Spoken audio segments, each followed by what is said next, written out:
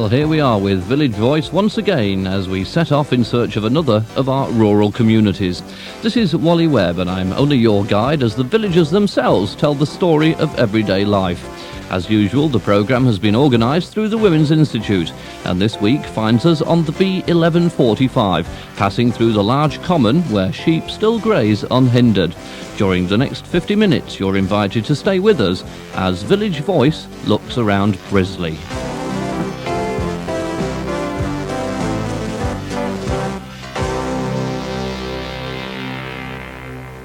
To start off our look at Brisley today, we've come up to Old Hall Farm. Now, as far as I know, we're on the edge of the parish of Brisley, but we're going to find out where exactly Brisley the village is and what it's like, and in more particular, where Old Hall Farm is. Dennis Grix is a landowner and farmer, and here we are in the middle of your garden, and where do all these parishes meet? My land is actually in 4 parishes, which you probably think that it's on the edge of the parish, but my farm is one-ended, and the house is actually fairly well in the middle of Brisley, and the parishes around us are Beatley, Bilney, Elmham, which all join up on my land further away. I've been in Brisley for 30 years, which ages me a bit, I suppose. I took the farm over from my grandfather, who'd been here since 1916. It's a parish of around about 300 inhabitants, scattered around a big common. I think the common is rather unique. It's around about 150, 170 acres, and it's still grazed and in reasonably good condition. And, well, really, this is the unique part of the village. The main road passes through the common. Now, where does that road lead to? It's the main road, Norwich and King's Lynn. We're about equidistant between the two towns. Mostly old buildings in the village. This house here of mine is about 11th or 12th century, a moated house. And we've got some new places in Brisley, but basically it hasn't changed much in the time that I've been here. There is no area set aside for a new housing development? Not to my knowledge, no.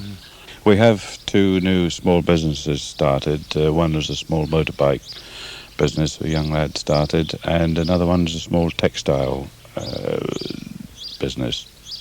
But I suppose you've no heavy industry at all apart from the farming? Nothing at all, no. Well, you're the expert on the farming, aren't you? You've been doing it here for 30 years. What kind of crops are grown around here? Well, I'm not an expert for a start, but the crops that are grown prominent around here are the corn crops, wheat, barley and oats. The oats is getting very small acreage now, and of course the other one is sugar beet. I have myself got a herd of 200 cows, a pedigree herd, but really in this part of the country the cows isn't a predominant feature. And becoming less viable these days too. Yes, we've had a lot of worry about quotas and things with the EEC, but there seems to be we've got our cuts down in the country as a whole, and there seems to be a slight optimism creeping back into it. It's very difficult to assess at the moment because everything was sprung on us as a complete surprise, and it was very difficult to adjust. But we are getting round it slowly now. I always remember the old song about the farmer and the cowboy, but let's come down to earth at Brisley and talk about the farmer and the villager. Do you get on well with each other? Yes, I'm rather glad you've asked that question because I was myself born in another village, but I've always found Brisley to be a very friendly, extremely friendly village, having played cricket for the cricket team here in the days gone by, and somebody was just mentioning the other day to me how friendly they have found Brisley. What about social activities then? Having said that, I suppose they get together for all kinds of different sports. We've got our cricket team here, as I've mentioned, not a football team. The cricket team is very strong. They're playing in all sorts of leagues and cups, and lots of youngsters being encouraged to play. I myself don't take so much part in the village entertainment as I used to. We used to help with the village hall committee and so on. But I've sort of gone out of that a bit just recently. So you've got a village hall. Oh, yes. Playing field, obviously. Well, actually, the playing field is the cricket pitch is on the common, and it's a very nice pitch too for a village side. They've got plenty of room to make nice wide boundaries and so on. Well, thank you for your time, Dennis. We shall be looking at the common a bit later on and visiting somebody who provides for the needs of mankind there. More I shan't say about that because that's towards the end of the programme. But now we're going to travel on to visit a coal merchant, Bertram Tuck.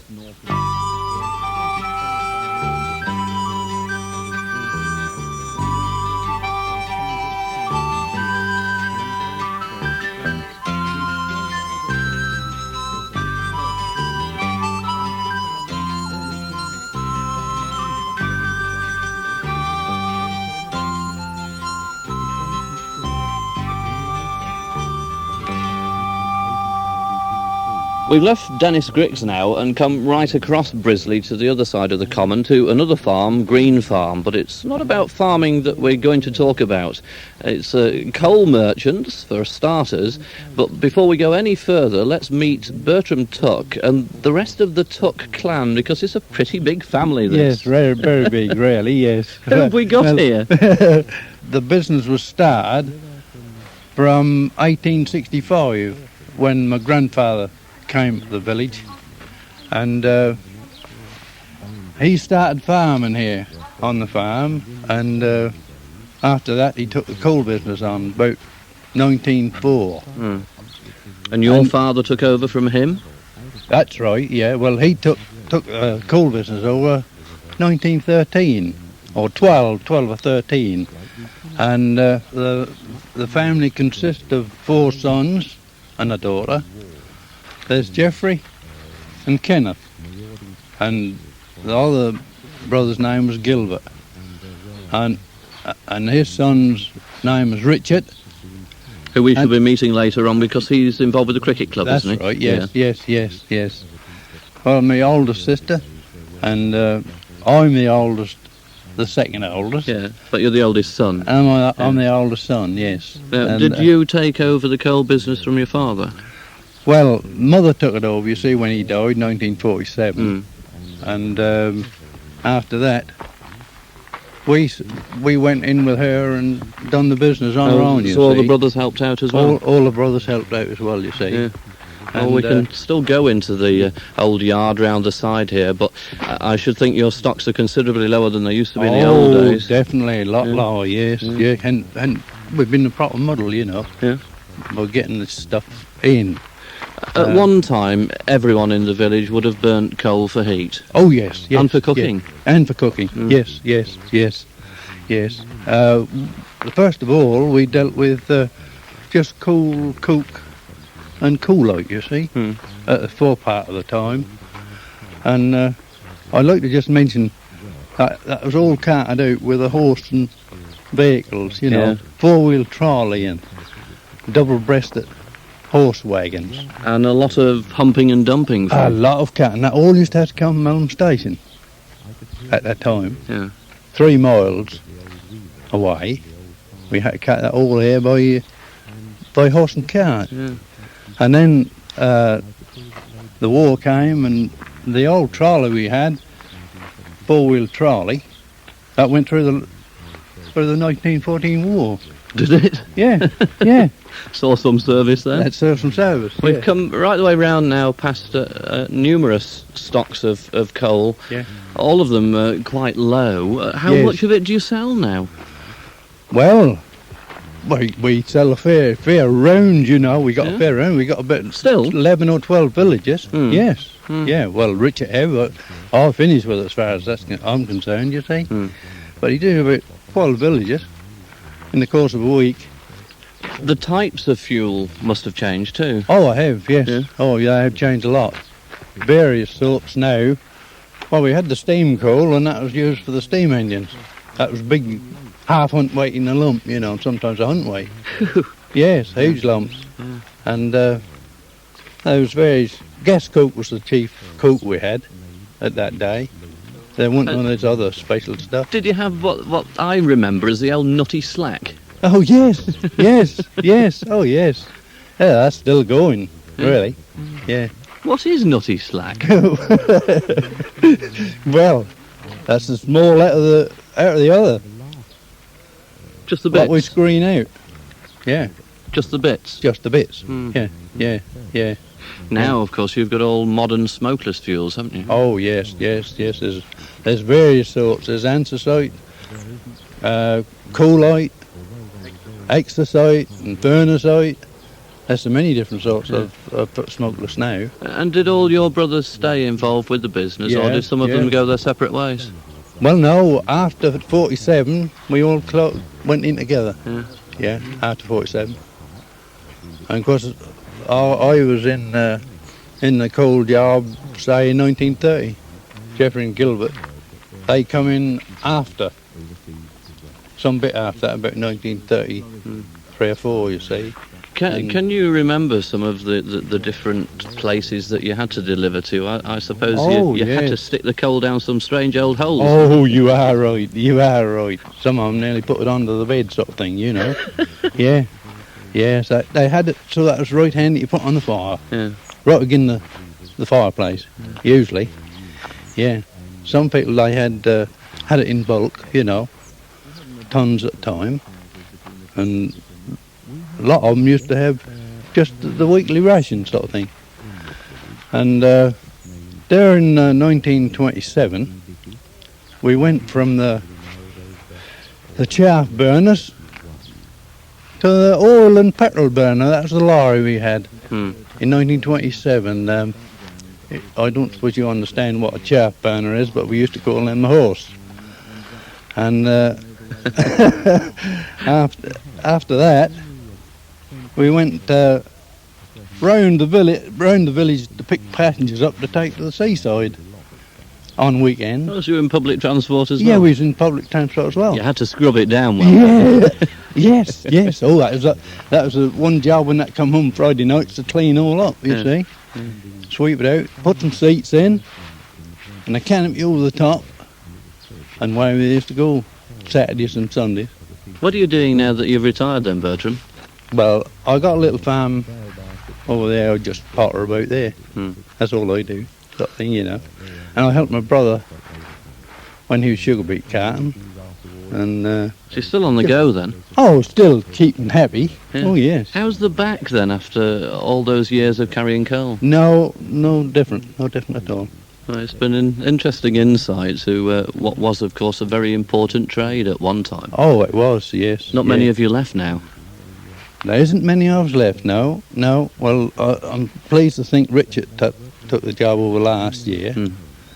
And he's been on the job now about a year on his own, you see. So that's a big help. And let's hope that carry on in the family, you know, Yeah. for a long time. Thanks, Bertram. We shall carry on now with Village Voice from Brisley today. And next we shall go and meet up with Mavis Axman and look around the village hall.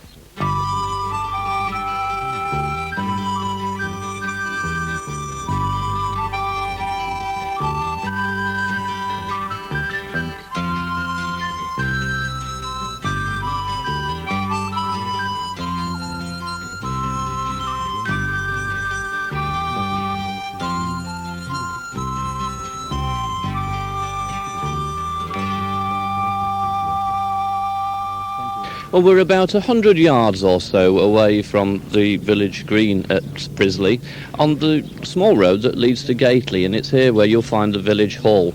We're in the company of Mavis Axman, a member of the village hall committee, and I believe that before this was built, Mavis, people used to meet at the old Red Lion pub down the road there. Yes, that is so. The Red Lion pub just across the way from here, which is no longer a pub now, where the villagers used to have their meetings, mainly meetings about the future village hall, and they held dances, socials and whist drives every week, I understand, to raise money for the village hall that they were hoping to build. When did they put this up? This was built in 1955, opened in early 1956. And the early meetings began in 1951, back in the early 50s, and they were beginning to raise money then.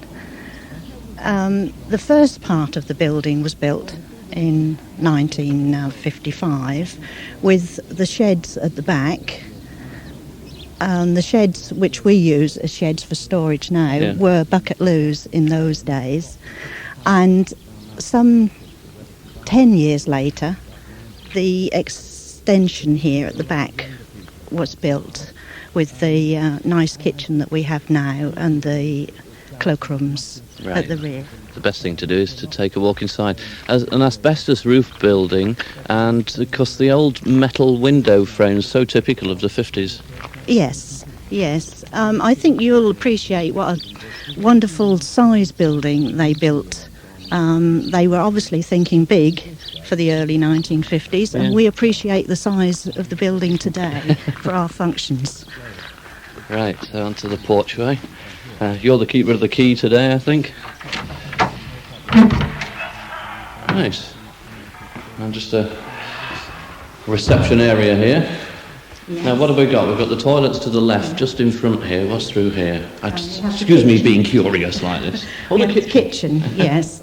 Well equipped and nice and spacious, I think you'll agree. A lovely hatchway, which we find very useful for serving refreshments at the big functions. And when they hold the dances, they turn this into the bar and use the hatchway as serving the drinks. And this, as you said, was a later addition. Oh, certainly. This was part of the extension that was added on in 1964. Right. Through this door then into the main hall. This was the part of the first building that was built, and these were then the outside doors. And the stage and the back rooms, which were then used as kitchen, were all part of the first building. A very nice stage there with curtains to each side and little passageways to the left and the right there, presumably going to those storerooms that you mentioned. Looks very nice though. Yes.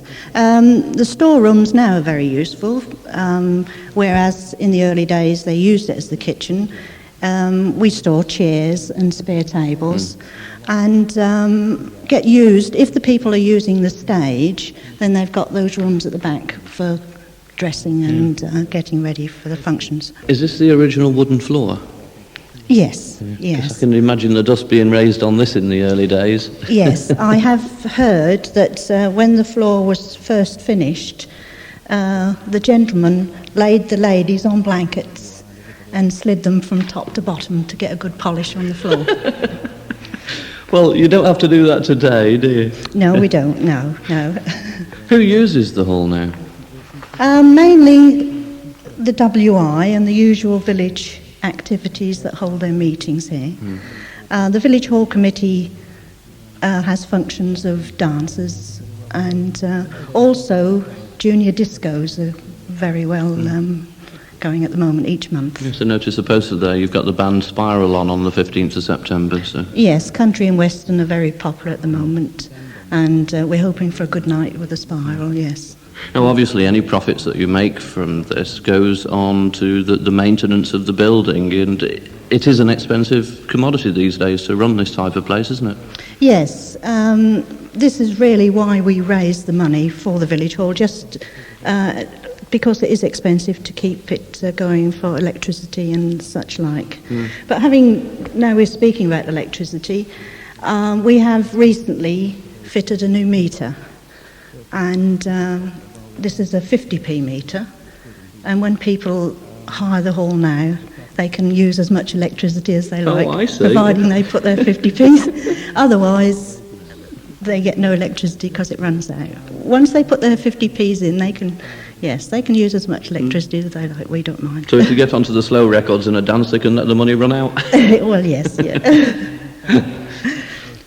It might be interesting to know that the village hall was built for 1,485, and the extension, some few years later, cost 1,300, which was almost as much as the village hall cost in the first place. And considerably less than it would cost you these days. Well, certainly, yes. We very often, as we travel around the villages with the programme, Mavis, find that it's very difficult to get the people to help out with a place like this. Do you have any problem like that here? Yes, very often. But we do find at the last minute people do rally round and come and give us a hand. But yes, we only have 6 on the committee at the moment, where when I look back in the records, sometimes there were as many as 15 on the committee. So yes, it's a bit of a struggle today. Yeah. And then again, too many cooks. Yes, can be. But a few helpers, yes, now and again would be gratefully received. Well, your assistance in showing us around the village hall has been gratefully received, Mavis. It's time for us now to take a very short walk down the road to meet Commander McLean, who's going to show us around the church.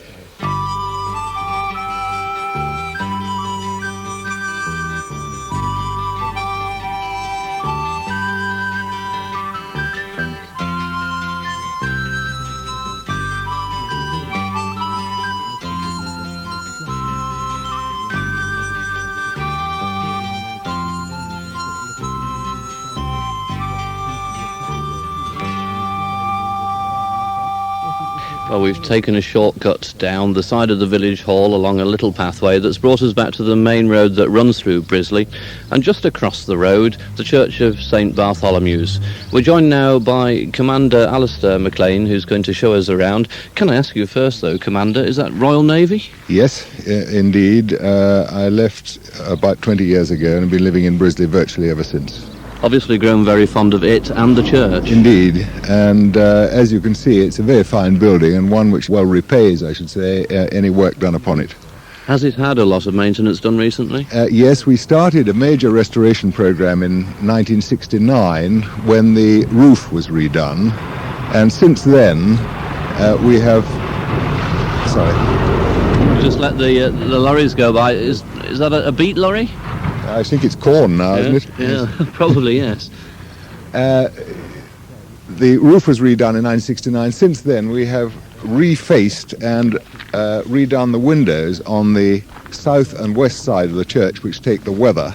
And although it doesn't show very much for casual visitors to the church, it was essential work to be done to maintain the building in its present condition. It's a very tall, square, buttressed tower done in Norfolk flint. Looking along the chancel there, it is got a side chapel built off with the porch from that, and then the nave, which is almost at the same height. I always look at the roof there because one can tell whether it's been altered in recent years. Well, it looks as if the nave, or the chancel rather, has been added to at some time, but the church itself, we believe, dates from about 1380, and to put that in some sort of historical position, that'd be during the reign of Richard II, 30 years after Cressy, 40 years before Agincourt. It's a long time. You can tell a few stories. Yes. Let's walk towards the porch now. And the one thing that I always look for is the niche above the porch door, and there it is, but it's almost gone. Yes, it's obviously weathered away to practically nothing, and as you can see, the surrounding flint work is badly in need of repointing. And when we get round to doing this side of the church, I hope that the whole thing will be redone and smartened up. Now then, we've come inside the porch, Alistair, and you have a restoration fund thermometer here, which at the moment is registering the completion, by the look of it, phase 1 of £20,000? Round about that, yes. We completed that, in fact, last year, and that was what I was talking about a moment ago, the restoration of the south aisle, the external restoration of the south aisle and the windows. But your temperature here goes up to 70,000. And that's only because that's as tall a bit of board as we could get. It would have to go a great deal above that before we've completely restored the church. Though we do feel now that if we can get the footing of the buttress to the tower done within the next year or so, that work is urgent. It is likely the church will stand here, barring accidents, for a great many more years yet, though obviously there's, as you can see, a great deal yet to do. Yes. Let's go in then through the big old wooden door. It's got a metal grating in it as well. What was that for? Was that a peephole? I wouldn't know. I dare say it was either a peephole, it may have been ventilation. It looks from the ironwork on the door as if the door has been here for many years. Yeah. So, it's just... Ooh, by Joe, that's heavy. And here we are. We've come in on the north side of the church, on the north aisle.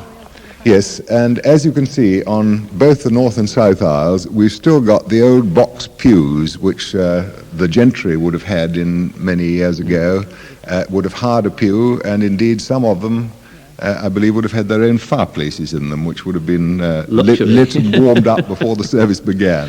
Now then, a very unusual feature. By the west and the tower here, you've, well, what would one call that? It's not a balcony. It is, in fact, a bandstand. And not all that many years ago, Brisley boasted its own silver band, and they used to play at services sitting up there. I wouldn't recommend it now because I don't think it's very safe.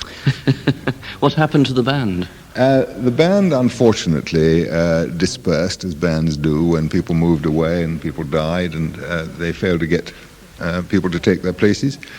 But we've still got, in fact, in the vestry, and I'll show you in a moment, the old drum which belonged to the band.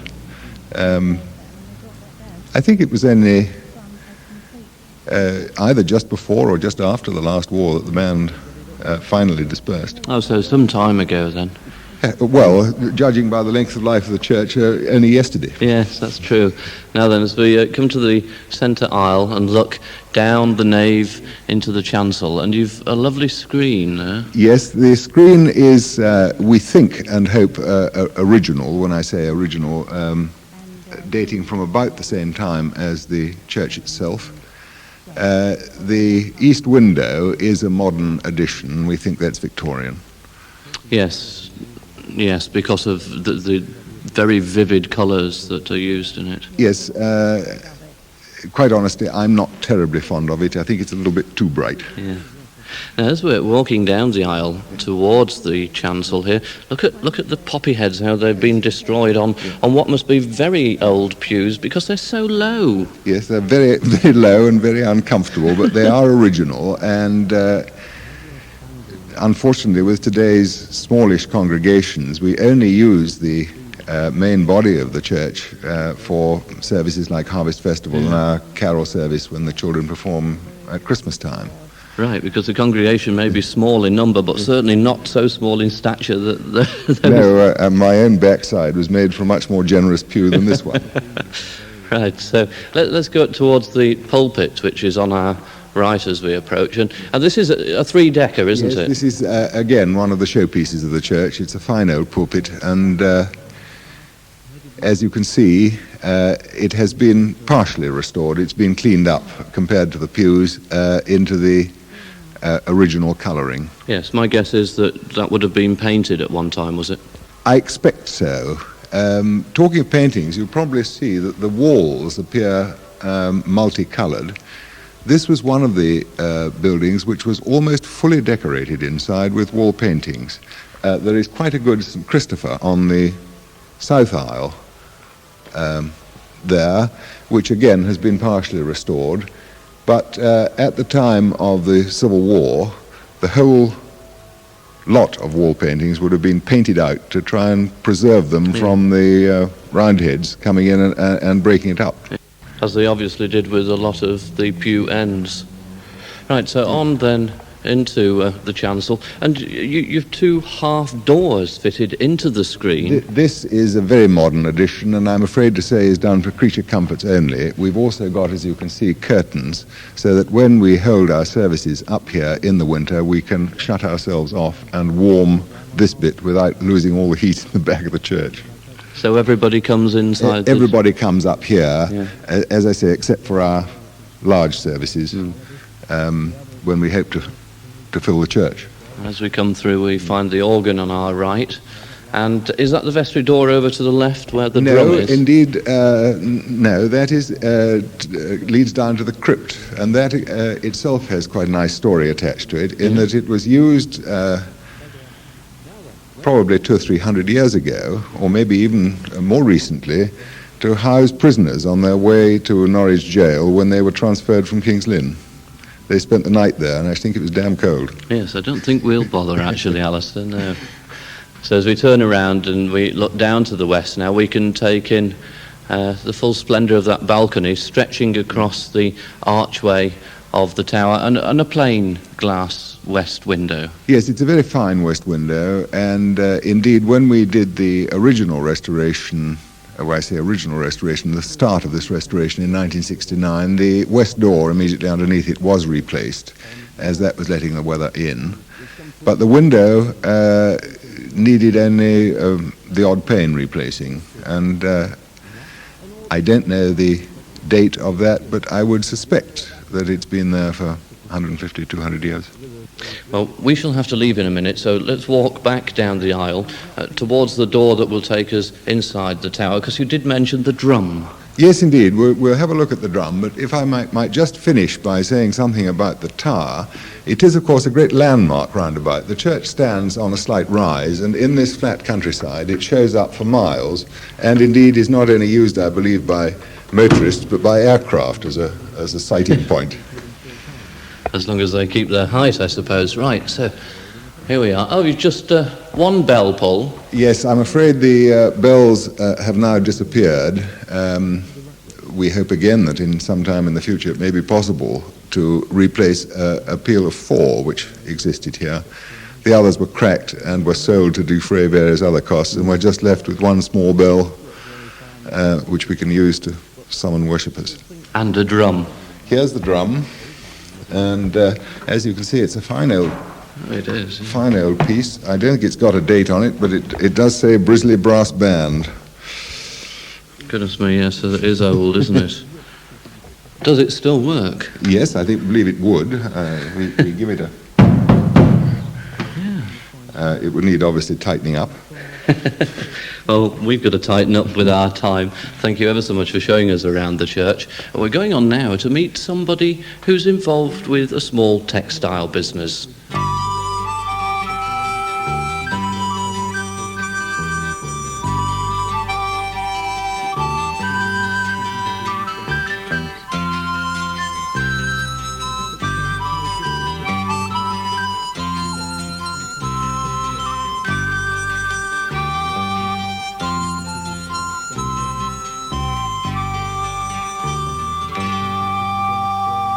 Well, as we look around Brisley on Village Voice today, we've come to the far side of the common, to a cottage which in recent years has undergone a lot of changes. It's now the home of Jenny and Frank Rhodes, who, as I said before, are involved with the textile business. They would rather be described as concept designers. Frank, this goes back some years when you were into something completely different, weren't you? I started an engineering plant in Derby and got fed up with big companies and decided, well, it was perhaps time to have a change, and so we moved to Norfolk and bought an old cottage that was completely tumbled down, and a small caravan. We parked it round the back of the cottage and decided that we'd restore the old cottage and, you know, get it sort of right. And it was meant to take 6 months, but actually we didn't move in for 3 years, because these things do take rather longer than you anticipate. And whilst you were doing that, Jenny, you were busy designing, presumably? Yes, it was a bit difficult actually, because though we were in a 14-foot caravan with at that time an Old English sheepdog, which was a little crowded, but it was worth it. But those days must have been very difficult as well. They're very difficult, but it's very lovely living out here. In the summer it was lovely, in the winter it was very hard, I must admit. But Well, I think you'd be the last to admit that it's now looking quite successful as a business. Can we take a walk inside? Yes, by all and means. talk very briefly, Frank, about all the work that you've done on this, because you have given it quite a restoration.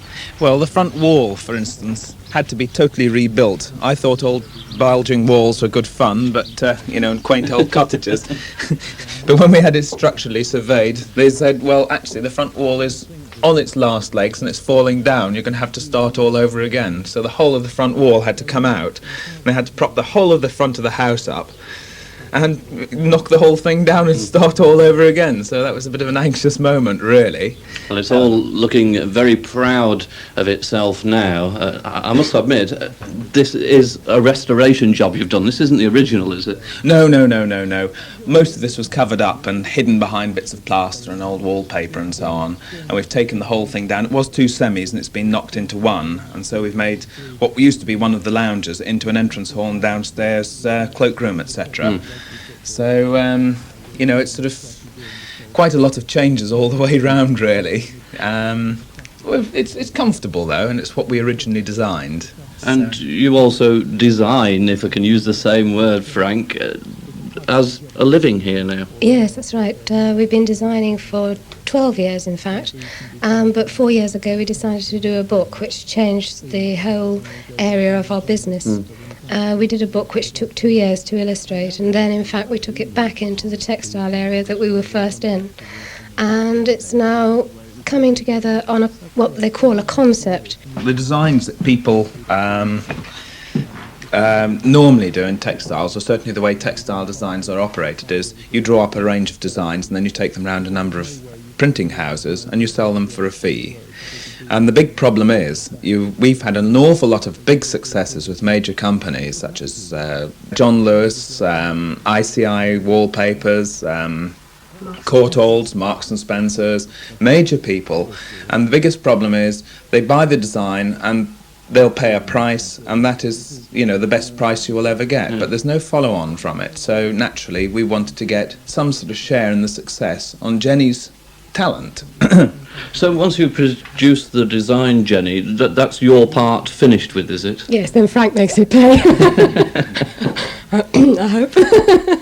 So that was the problem. You were simply coming up with very successful designs, but it wasn't getting any further. Well, the sad thing is, as well, a designer gets onto a treadmill, like a little mouse in a cage. You're just going round and round and round. And Frank thought that we were capable of getting a lot more out of it. And as I say, artists aren't the best people at making things pay anyway. So you became the managing director. Well, that sort of, I suppose that is a good title. Or marketing director. Yes, Yeah. that sounds a bit better, doesn't it? It's sort of glorified salesman, really, isn't it? But not an easy job. Well, there are difficulties in it because we started by designing this book because you think, well, the best way to get a royalty for something is you take it from a royalty-based industry. And so we went and thought, well, the only one that we can go for is obviously a book. And so we designed a book and thought, well, it's bound to get published because we've been reasonably successful, but the two industries, the publishing world and the textile world, are about 10 million miles apart. They don't know what each other are doing.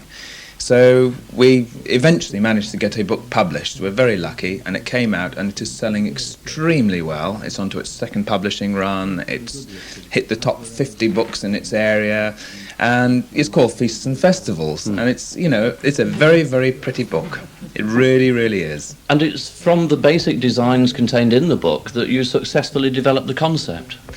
Yes, that's right. We've got a duvet, which has come out with Vantona textiles, and the whole concept now, rather than using Feasts and Festivals as a title, because it doesn't, Feasts and Festivals doesn't really go with bed linen. No. So Crumbs in the bed. yes, so we decided that we'd develop a new name, and we thought, and we came up with the name Lazy Summer. So the whole thing is being based on the name Lazy Summer.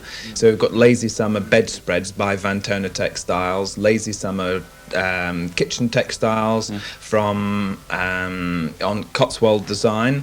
I've got Lazy Summer melamine from Mallard Melamine, It's And- not until anybody actually starts to think on what you could put a design on that you realise the amazing variety of consumable goods and hardware for the house that people can buy. What else is there, Jenny? Well, I find it amazing. I suppose people don't think, being in this business, we tend to realise that everything is designed. But of course, everything that you look at is designed, even if it doesn't actually have a pattern on it. Somebody has sat down and worked out what shape it should be, say, a kettle, anything. Everything that you look at about the place has been designed by somebody. So they will send you a blank of a shape, let's say a particular shaped tray, and you will fit the design to it then? Yes, that's usually the way it works. Or in fact, sometimes what happens is a tray is a bigger size because it's punched out. And for instance, in this case, this is a tin for Metal Box Company. And in fact, the design is done slightly larger because it has to wrap around the edges. Yeah. So that's the way it works. Well, the design's called a lazy summer. It's hardly been a lazy summer for you, though, has it? Well, that's an understatement. That is an absolute understatement. Jenny's been up at 5 o'clock in the morning, I suppose, for the last 3-4 weeks, because we had so much work on, because there's the toweling as well coming out, and all the other aspects, wash bags and so on, wallpaper, china and so on. And we're finding it's not a lazy summer at all. We're getting up at 5, working all the way through till 9, 10 o'clock at night. And then we're driving up to Manchester and all over the country. We did 2,000 miles last week alone, travelling, trying to get the whole thing, keeping it together, basically. So In the meantime, you've been taking the cottage apart as well and extending it. Yes, that's sort of a little side hobby. It's a bit of light relief between the hard work. Well, I think I'd better leave you two to lie down and we'll let you have a rest. We're going to meet Richard Tuck now, who really is more to do with the lazy summer, because we're going to hear all about the cricket club here at Brisley.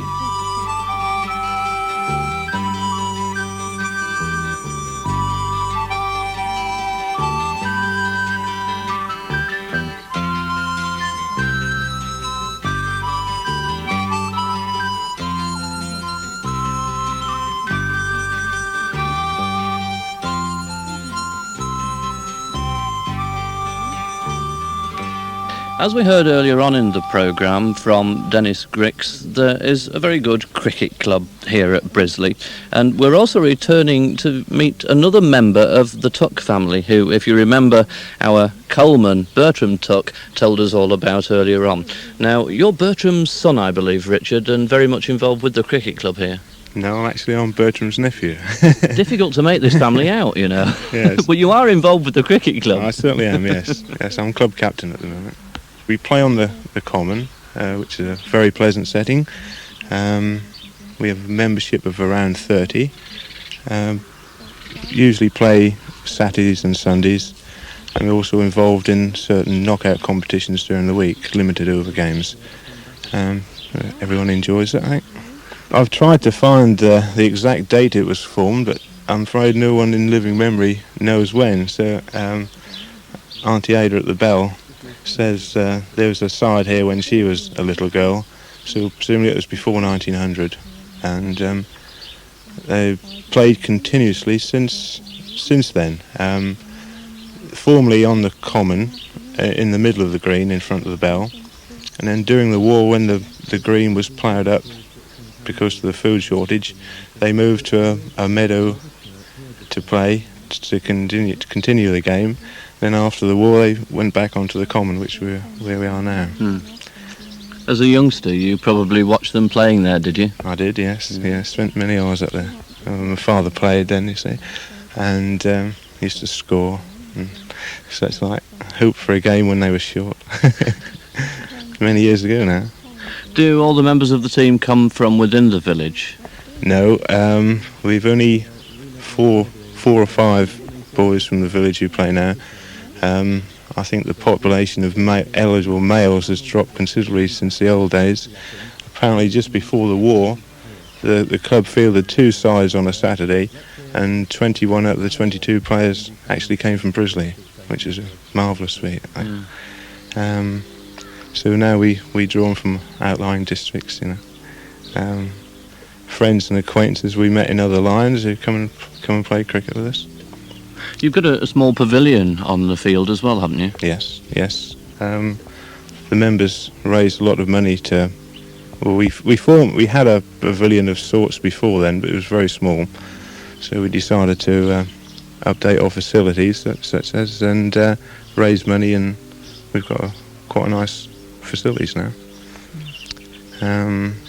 It's used during the winter by the table tennis club, so it's put to full use during the 12 months. And you just enjoy your game, do you? Just enjoy a game, yes. I think we're known more as a social side rather than a playing side. It's not, we soon go to the Bell after the game, to our HQ. The MCC have Lords and Brisley has the Bell. It's a great place, very unique. The visiting sides very rarely see a place like that, and we entertain teams from Malden in Essex and Sheffield University staff, and they love it when they come down to be able to go to the Bell. It's a very unique place. Well, you make it too attractive to miss, and I think in the closing minutes of the programme, that's what we better do. Thanks very much, Richard. Let's go off to the pub. Good idea, Wally.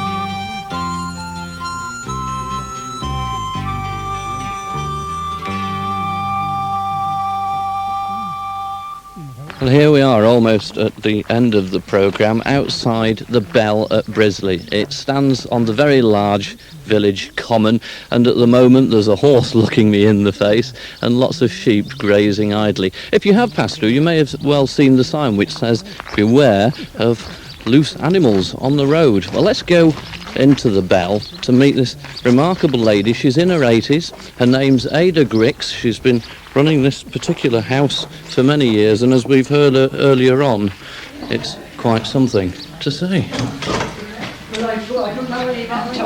Hello, are you Ada? I am Ada. Hello, Ada. Can I come in? Is that all on there? Oh, this is all on, yes. How are you? Oh, thank you. Good. Is this your front room? No, well, they're all public rooms. But We haven't got a front room. It's got a settee. They're all licensed rooms. We've got a dining table and a settee. Yes, and... well, they're all licensed. Now, this all... We'll leave you to This is all licensed Who's rooms. this? Mr. Webster. Hello, Mr. Webster. How are you? How long you been coming here? Oh, for years now. How long's you been coming here, Ada? Oh, I can't remember. I'm 84, same age as Ida. You're never 84. I am. Can't fancy you, you're all right. Can we go through? Oh, so you don't... Don't you want to do anything here? Skipper, don't you tell Skipper this. You fancy her, because he'd be jealous as hell. You know the boy, Skipper? Show me through. He come here cricket playing. Is that right? Yes, and he always say something about Ada and His him. brother married my wife. I've just left your nephew, Richard, because he told us about the cricket club, but he couldn't remember when it was He's formed. not my nephew. Who are you talking about? He called you Auntie Ada. Well, they all call me that. Oh, sorry. What's through here? Well, Let's go through. There's Mr. Crane, who's over 80. He's 80. The old farmer in the village. Mr. Crane, a farmer in the village. Yeah. It's like another lounge in And here. Mr. Weeks, I can't say much about him because he's you haven't lived here long, have you? How long have you been running this? I was born here, you knew. No, I didn't know. Oh, haven't they told you all Hey, the the news? old boys are making a noise next door. What's through here? This is the cellar. This is a cellar. This is the cellar. Oh, we're coming in the That's my cellar. daughter-in-law, Oh, Phyllis. Yeah. She lives in the village. Right. She doesn't want to be. Phyllis is running away. Yes, she's frightened, isn't she? That's my son's wife, Yeah. and she lives in the village. This is a strange kind of public house, isn't it? In what way?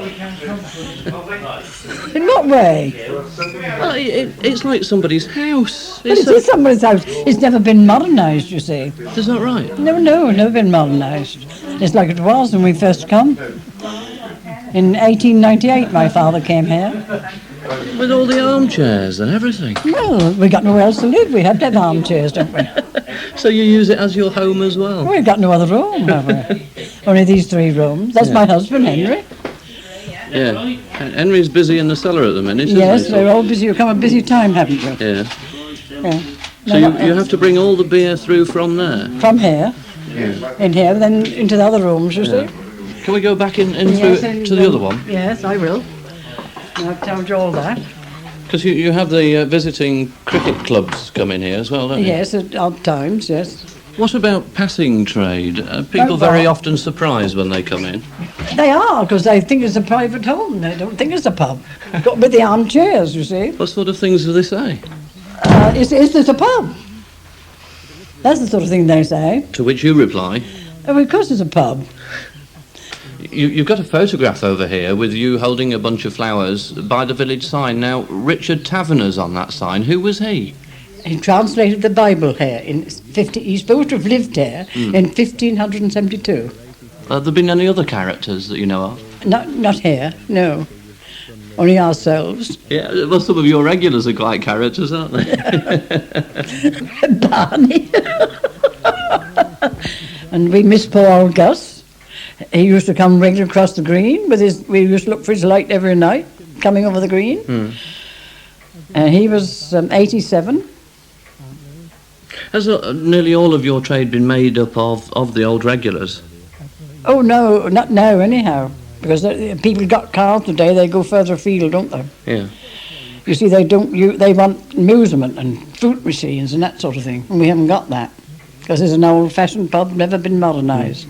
Do you think the day will come when they will rip it all out and put Not in our time, I hope. No? No, I don't want it no different. You've got to keep it like this. Yes. That's part of its charm, though, isn't it? But being old, well, perhaps some think so, no doubt.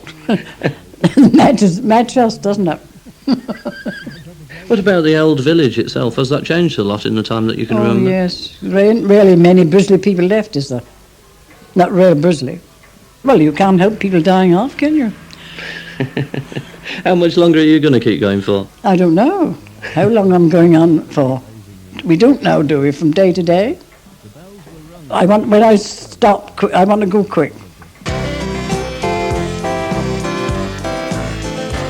Ada Griggs, one of Norfolk's great landladies, bringing our visit to Brisley to a close.